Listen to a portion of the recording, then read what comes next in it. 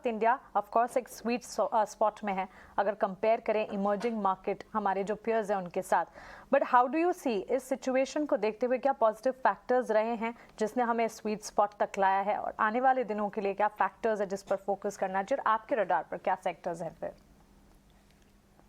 देखिए, 3 बहुत बड़े पॉजिटिव फैक्टर्स हैं इंडिया के लिए।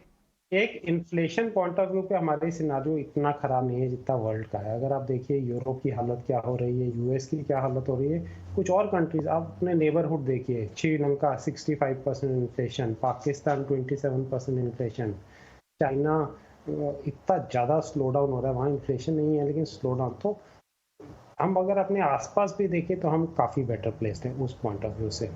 दूसरा है हमारे फाइनेंशियल स्टॉक्स की हालत। तो जो फाइनेंशियल कंपनीज है, बड़ी बैंक्स हैं, उनके बैलेंस शीट बिल्कुल क्लीन है, तो वो ग्रोथ को इकोनॉमी के सपोर्ट कर सकते हैं। हालांकि मैं कहूँगा कि जो रिसेंट अपमूव हुआ है उसमें वैल्यूएशन थोड़े ज़्यादा बढ़ चुके हैं, अभी इतने सस्ते नहीं रहे फाइनेंशियल स्टॉक्स, लेकिन फिर भी मतलब लॉन्गर टर्म इकोनॉमी के पॉइंट ऑफ व्यू से ये पॉजिटिव चीज़ है।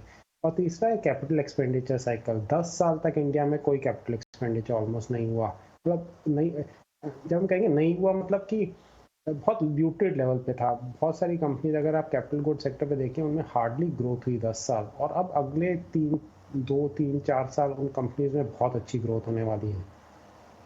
तो ये सब पॉजिटिव फैक्टर्स है इंडिया के लिए।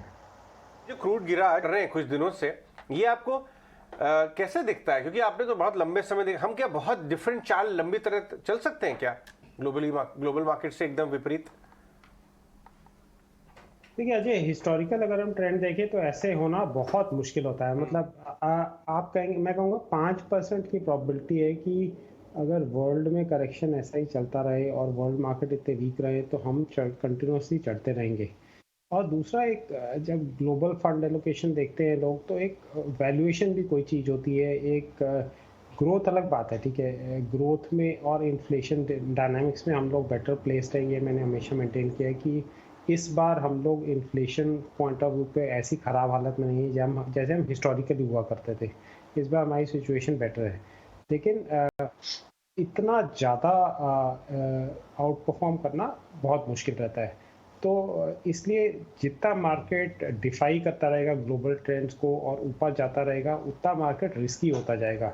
लोगों को एक्चुअली ज़्यादा कॉन्फिडेंस आता है जब मार्केट कंटिन्यूसली ऊपर जाता है। एक्चुअली ज़्यादा कॉन्फिडेंस तब होना चाहिए जब आपको वैल्यूएशन अच्छे मिलते हैं, तो कॉन्फिडेंस तब आना चाहिए। तो अभी धीरे धीरे जहाँ पे कुछ वैल्यूएशन कंफर्ट भी था, जैसे कुछ ऑटो इंसलेरी, कुछ टायर स्टॉक्स की मैंने पहले बात की थी, या फिर कुछ ऑटो स्टॉक्स थे या कुछ कैपिटल गुड स्टॉक्स, वो भी काफ़ी हद तक अब चढ़ चुके हैं। ये अंडरमोन सेक्टर ज़रूर हैं, तो हर करेक्शन में यहाँ पे ज़रूर बाइंग आएगी, लेकिन इतना ज़्यादा डाइवर्जेंस बहुत मुश्किल होता है। तो आप इस समय बाजार में थोड़ा थोड़ा मुनाफा वसूली की सलाह देंगे जो लोग अच्छे डिप्स को बाय करते आए हैं लास्ट कुछ दिनों में?